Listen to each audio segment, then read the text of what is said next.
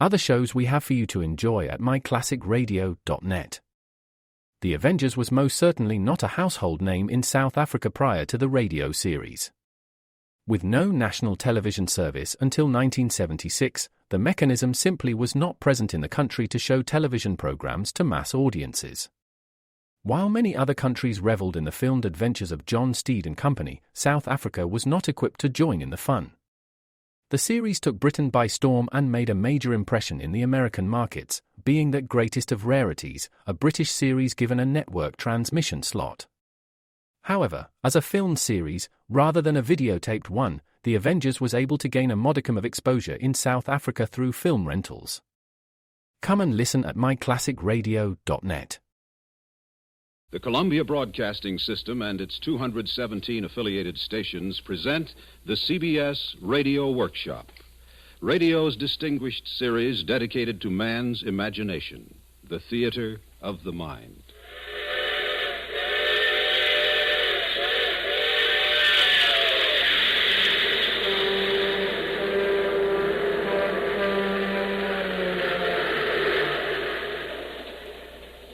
Tonight, for the first time on the air, a treatment of A.C. Spatorsky's current and sensational bestseller. A factual yet incredible report of those New Yorkers who try to mix work in the city with country living, and who almost invariably end up behind the eight ball. Narrated by Eric Severide, the CBS Radio Workshop presents The Exurbanites.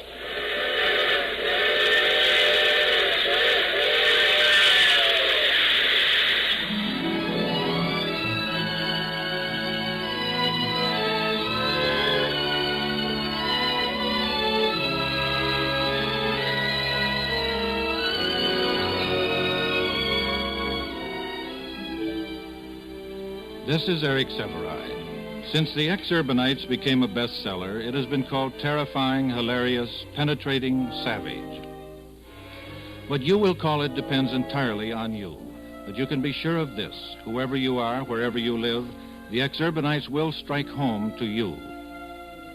Because it's the account of the men who publish your magazines, who hold sway over your radio and television programs, who shape your buying habits in their advertising agencies. Every day of your life, they encourage you to tremendous dreams, because they themselves earn their rich living by dreaming tremendously.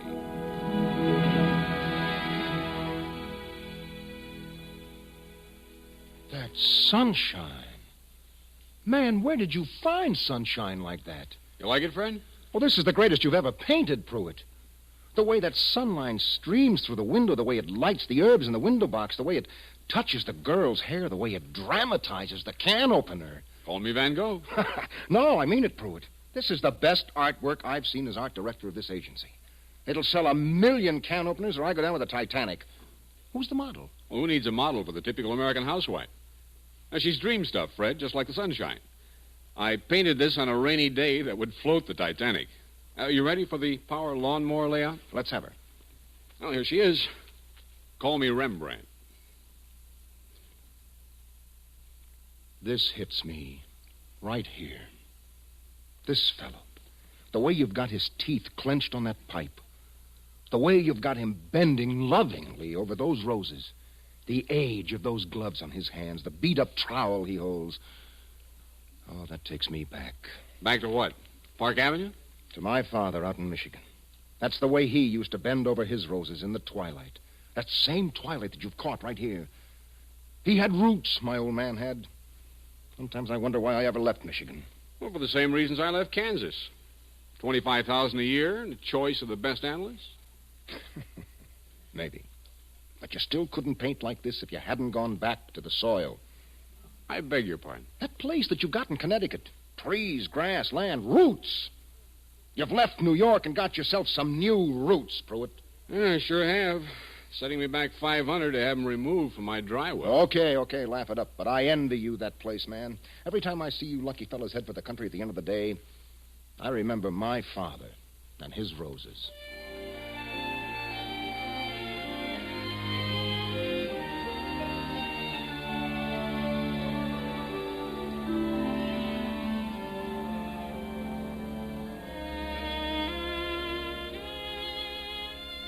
Some exurbanites have a highly developed talent for remembering events that have never occurred.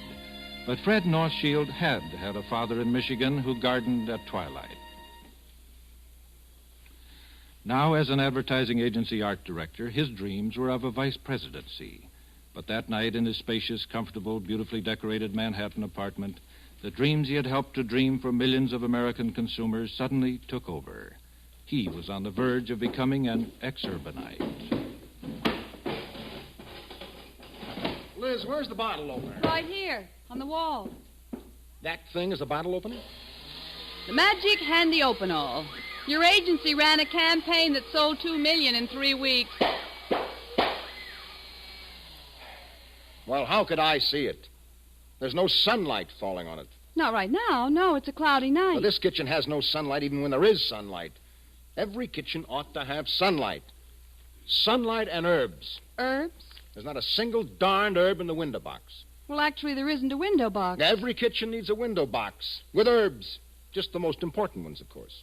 But what you really need is a whole herb garden. You put them just this side of the roses. I go a little easy on the highballs, dear. It's only 8 o'clock, and the bakers are coming over for bridge in a few minutes. The bakers. Not a root between them. I beg your pardon? They've got no roots. We've got no roots.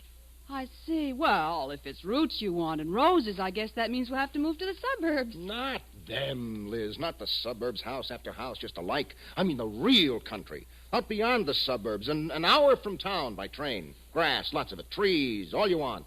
Air, all you want of that. How about it, Liz? Well, I suppose we could look at least. I knew you'd be for it. Liz, it'll be the greatest thing we ever did.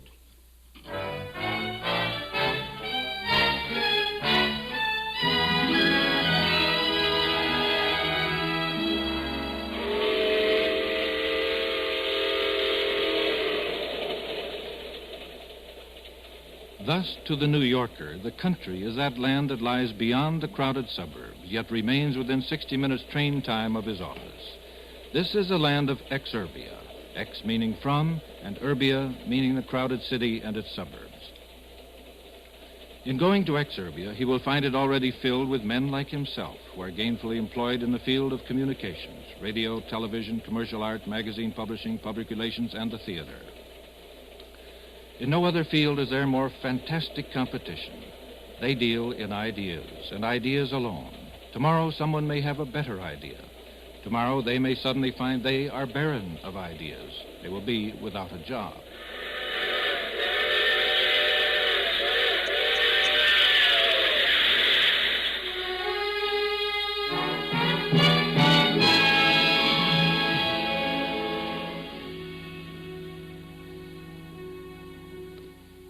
The escape to exurbia, then, is their attempt to realize a secret dream, that once they are away from the rat race at nightfall, they will ride the superhighway to happiness.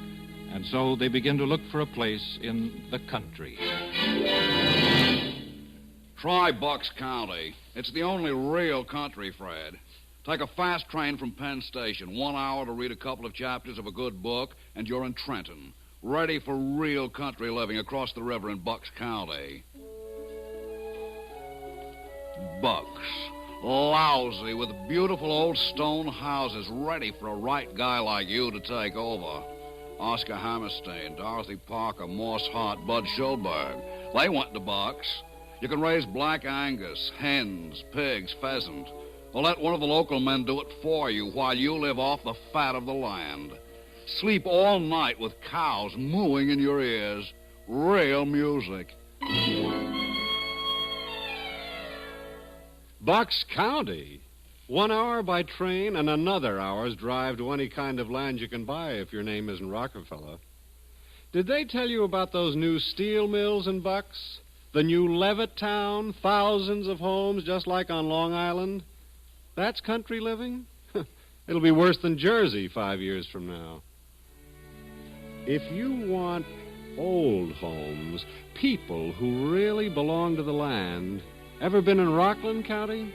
Quaint, charming, quiet. Try Sneeden's Landing, New City. Look around there. The real artists, the real writers, the real theater people.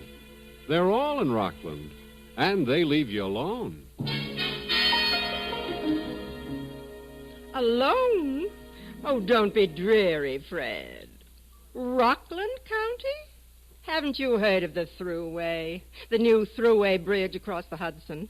It puts the Bronx minutes from Sneeden's Landing. Look, why don't you and Liz spend a weekend with Jerry and me in Chappaqua and take a look around Westchester County? Meet the Reader's Digest crowd. Talk with the writers and the artists around Pound Ridge. Your children will love Westchester. Wonderful schools. Maybe you and Liz should come out some night and go to the PTA with me. PTA? What are you bucking for, Fred? The job of running their ice cream social? Look, if you want real rich He-Man country living, come on out to Long Island's North Shore. Oyster Bay, Manhasset, Sands Point, riding to hounds, yachts lying at anchor, the kind of things F. Scott Fitzgerald wrote about. Ever see that $15 million chateau Marshall Field built there? Vacation place. When they have a wedding, they hire the New York Philharmonic and hide them in the shrubbery to play the wedding march. Wonderful crowd out there in the North Shore. Wonderful, I'll bet. If you have a chauffeur. But we're not in that class, Fred. You'll have to ride the Long Island Railroad. Yeah, I say that's a fate worse than death. Well, I guess we've covered everything but Fairfield County so far, Liz. Well, Connecticut, here we come.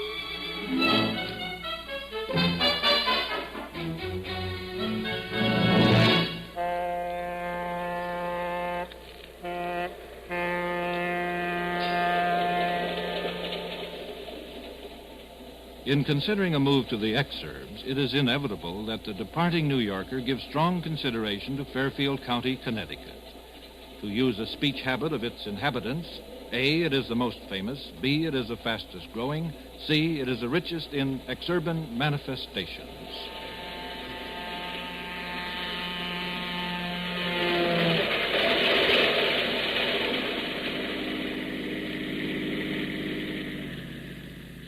I suppose you already know a lot of people already living here in Fairfield, Mr. Northshield. Oh, yes, Mr. Barnum. Several men in our agency live out here. Now, I'm going to show you folks a beautiful house just put on the market. 9 rooms, 3 baths, and 12 coach lamps. Coach lamps? Oh, everybody in Fairfield County has coach lamps, Mrs. Northshield. This place even has 2 besides the outdoor barbecue.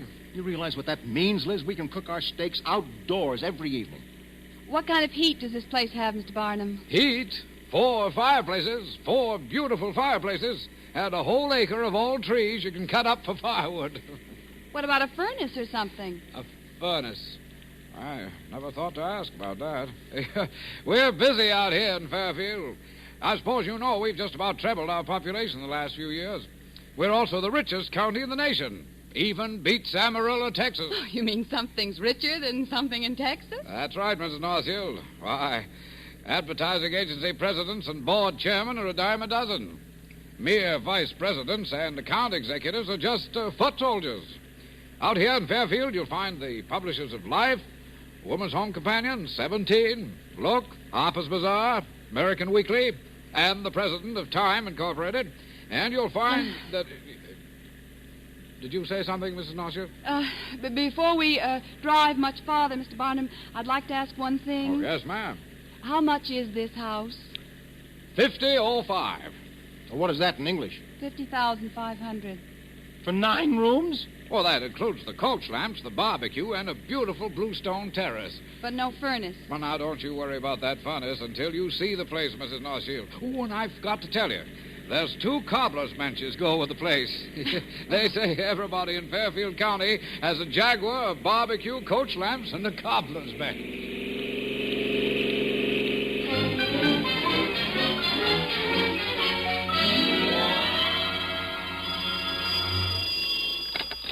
Hello? Oh, Liz, Fred, listen, it's ours. The old lady met our counteroffer of $49, and Barnum wants to see us about arranging the mortgage tomorrow. Which house is this? The first one we looked at. Oh, yes, the one that needs a furnace and a new leg on the second cobbler's bench. Oh, come off of it. Aren't you excited? Of course, dear. By the way, do we get a free timetable with a mortgage? What about the timetable? Well, Marge Holt used to live in that section, and she says that you'll have to rise and shine at 7 a.m. to dress, have breakfast, and drive to the 15 miles to the station to catch the 8:15.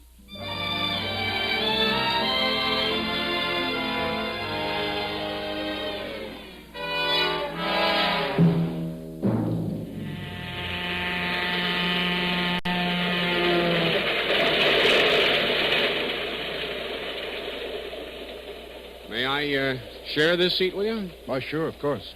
Thank you. Pruitt! My gosh, I didn't even look up when you asked if you could sit down. One never asks if one can sit down, Fred. One asks if one may share one's seat. That's the Officers Club code of our Army. What Army? Well, the Army you've just joined. The most highly paid, most thoroughly disciplined Army in the world. The commuting Army. 360,000 commuters descend on New York every working day. Their reveille, the alarm clock. It wakes them at dawn, sends them out into rain, sleet, snow, and the fogs of hangover in their second car. Yeah, that's right. You know, we hadn't counted on buying a second car, but Liz had to use one car to take the kids to school and back and to do her shopping. Well, what did you get for parking at the station? Jeep? Jaguar? Station wagon? What difference does it make? Well, Fred, it's very important for a man who wants to become a vice president. Are you kidding? Well, to men in your position, the car you drive to the station testifies to your sensitivity to what is expected of you. Well, a Jaguar denotes class, yes, but a Jeep presumes that your wife is using the Cadillac to take the kids to school in. That car and your associates on the train can make or break you. Pruitt, are you drunk this morning? You're talking like a crazy man. Well, you'll see about the associates. For example, Fred, those two presidents of big agencies who get on at your station, you speak to them, of course. Well, I nod. Well, you're learning. Nod, but never speak unless spoken to. You haven't jostled them getting onto the train. No. Well, you are learning. Well, one of them may need a vice president 6 months from now. He may start speaking to you on the station platform, if you haven't jostled. Until then, merely nod, never speak. An agency president is one of the brass. You're not even a VP yet. You're still one of the foot soldiers. Now, listen, Pruitt, you know... Grand Central. Well, goodbye, Fred. No, say, wait, I'll walk through the station with you. I better not. The candidate for vice president is known by the company he keeps. I'm a mere freelance artist dependent on you for work. I could be court-martialed for jostling. Grand Central. Grand Central.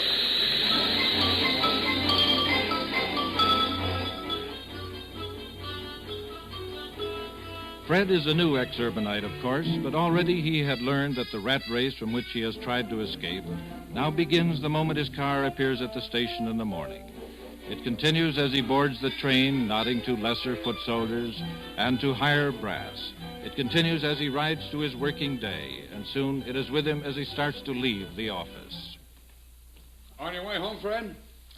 Something you wanted, J.P.? Oh, no, nothing very much. I've been trying to get to you all day, but I got tied in with the brass at BBD&O and couldn't make it. No, I just want to talk to you about Hubble, that young assistant of yours. What's wrong, J.P.? Wrong? Nothing's wrong. You ought to be congratulated for picking such a bright young guy. He was around last night after most of the shop had gone home, and he and Dorfmeyer and I got to polishing some ideas. Well, why didn't you call me in? Well, we looked for you, but you'd gone and catch the train already. Well, I'd been glad to stay. Well, don't worry about it, Fred. I can give you all that in a memo, but, you know, it seems to me we need a fresh slant on things. A couple of times recently, with one client or another, I've been left standing with egg on my face. I wonder if we don't have an awful lot of fat around here. We've got spear holders that haven't had their tails kicked in years. You know, if we're going places with the chief's new program for increased billings, we've got to get some new blood, like Hubble. Real hot guys. Young, aggressive.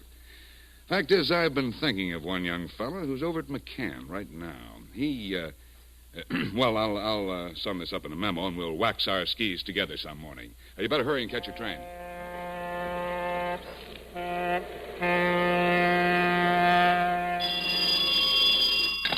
Hello? Liz, I won't be home for dinner tonight. Something wrong, Fred? We've got to wax our skis. What are you having, an office party? Party. It should happen to so nice a guy. I'll make the 8:37.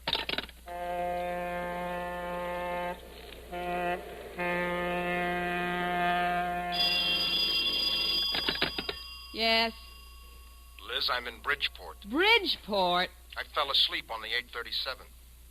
Now, look, Liz, don't be sore. I'll catch the 10:03 back from Bridgeport, and I'll drive home at once.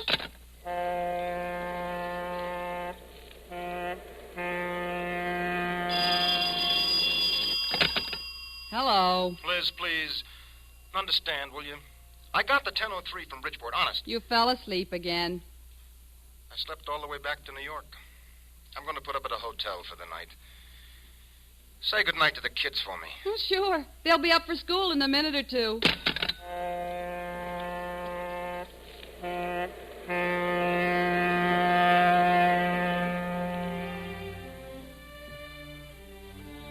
If Liz seems something less than the sweetheart of Sigma Chi, consider the case for her and her sisters of Exurbia. Before marriage, the Exurbanite wife may have been a Smith graduate clad in the Smith uniform of cashmere sweater and single strand of pearls. She may have been a member of the Dirty Neck and Durndal set in Greenwich Village. She may have been an actress, a model, or a secretary.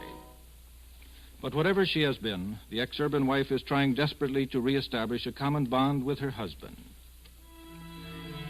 She has moved from a small, easily maintained city apartment near stores and people to the Exurbs, where she has 8 rooms, is a half-mile distant from the nearest adult during the daylight hours, and must drive 5 to 10 miles to the nearest store. It is she who first realizes how tenuous, how limited his dream has become, even when he earns $25,000 a year. How does it happen that they spend at least $2,000 more than they receive? Federal and New York state income taxes, $5,000 this year, please. New York state tax? We live in Connecticut. Well, your husband earns his salary in New York state, ma'am. Doesn't matter where you live. $5,000, please. Thank you, ma'am. Just be glad New York City doesn't tax you commuters. They're considering it, you know. $2,500 a year, Miss Northfield. And Saturdays all day off, Sundays all day off, and Thursday afternoons off. Oh, that's a lot of money, Hilda. The Fenimores, they offer me $3,000 to come be their maid. Well, they have 3 children. We have only 2. Oh, well, pay her, Liz. I'm not going to have my wife doing all the housework alone. You got to keep up appearances, too. Yeah, Mr. Northfield. That is $2,500, please. Thank you. Summer camp for me and Penny, $500 apiece, please. Dancing lessons, me and Penny, $200 apiece, please. Sailing lessons, me, $100. Tennis lessons, Penny, $150. Total, $1,450, please. Thank you, Mom. Tickets, please. Tickets, please. 1 year's commuting, $150, sir. Thank you. Food. $3,500. Insurance. $1,000. Not enough. Clothes for wife, self, and family. $2,150, including 1 sheared beaver. I hadn't had a new coat in 2 years, and I could ask for mink. New York expenses, lunches, cigarettes, taxis, $2,000. Plumbing repairs, window repairs, roof repairs, heat, light, all the things our rent used to pay the landlord for doing. Christmas presents, upkeep on 2 cars, upkeep on grounds around the house. Say, Mr. Northfield, you interested in them roses now? Roses? What roses? The first day you and the missus moved in, you was talking about coming home and working with your roses. You know, you bought a trowel. How can I take care of roses with my front yard solid with crabgrass? How can I think about trowels when you're charging me $200 after that last hurricane washed my driveway a quarter mile down the highway? Oh, all right. Fred, no. You can't spend any more. You've already spent a total of $27,500 in a year. I don't know, Liz. I don't know. Maybe I'll get a vice presidency and a fat increase. Maybe your mother will die and leave us something.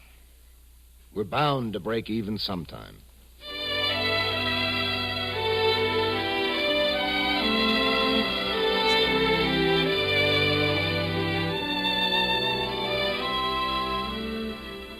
Fred's plight. Is it deplorable, comical, tragic, incredible? It depends on the state of your own bank account and on your own morality. But in Exurbia, it is not an isolated case.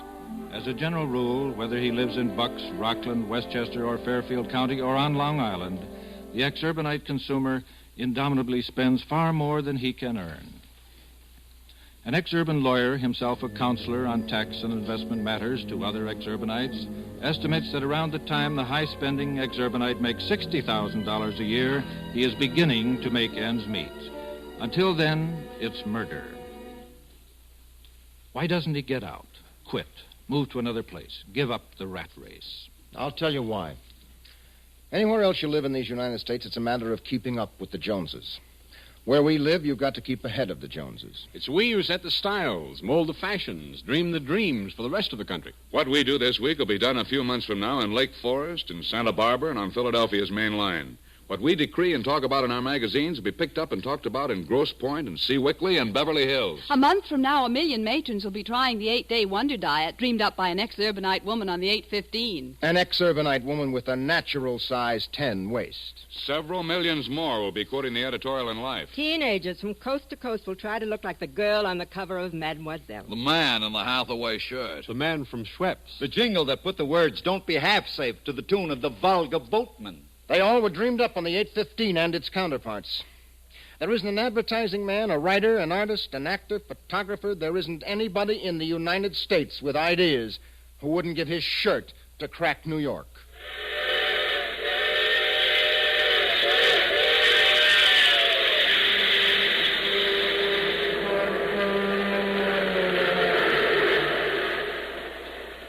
And so it goes.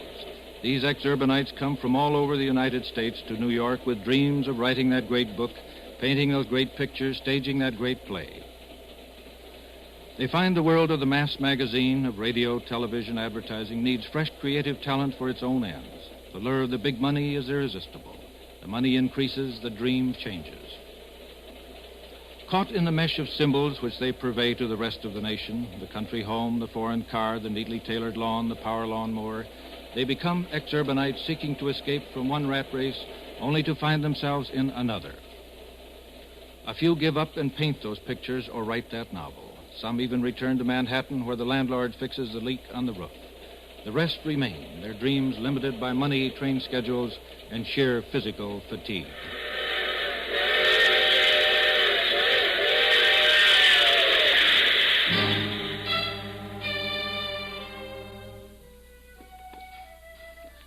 Yet through all this, as you see him at home with his family, at the office with his companions on the train, the Exurbanite is witty, amusing, clever, entertaining.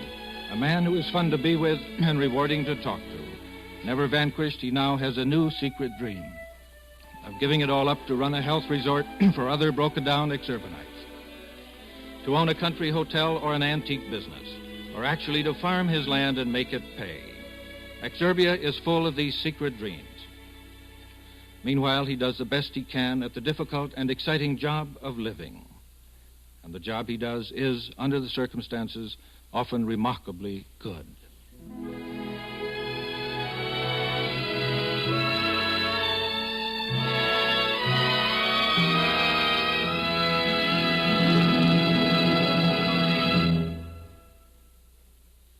You have been listening to The Exurbanites, a special treatment of A.C. Spektorsky's report on New Yorkers in the communications field.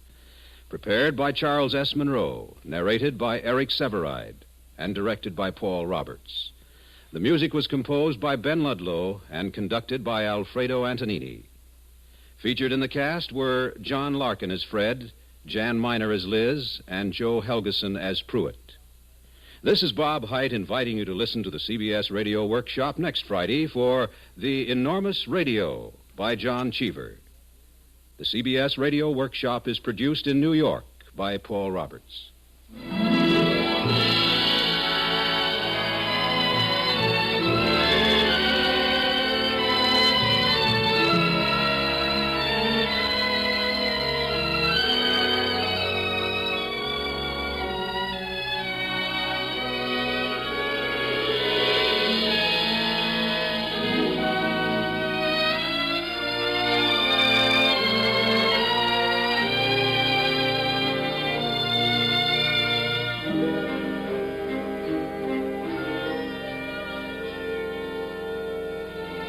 Stay tuned for 5 minutes of the latest CBS News. And remember, America listens most to the CBS Radio Workshop.